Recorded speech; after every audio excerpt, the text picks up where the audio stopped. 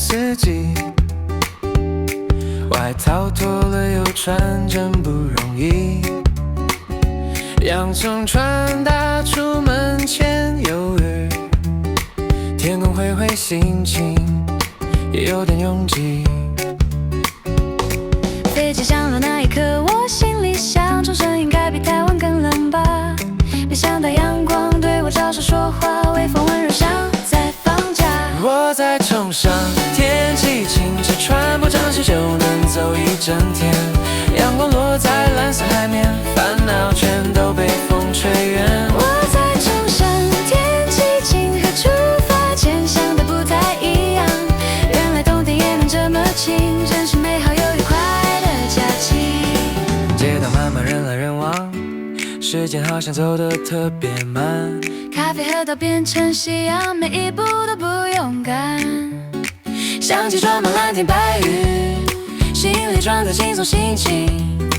不用厚外套，不用多想，今天只想好好呼吸。我在冲绳，天气晴，薄薄的风刚刚好靠近，一整天都好轻盈，连影子都笑得很开心。我在冲绳，天气晴，原来冬天可以这么透明。如果时间能暂停，我想多待几个晴天不离境。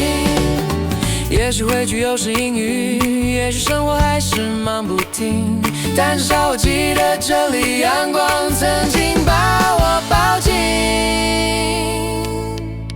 我在冲绳，天气晴，这趟旅行像一封信，写给努力生活的自己，你值得这样的风景。我在冲绳，天气晴，过上修身过一整天的幸运。如果世界偶尔太冷清，记得还有一个晴天在心里。哒哒哒哒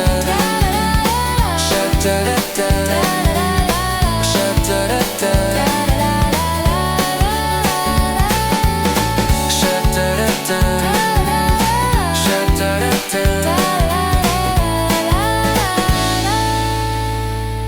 12月的海还那么蓝，我笑着对自己说，这真是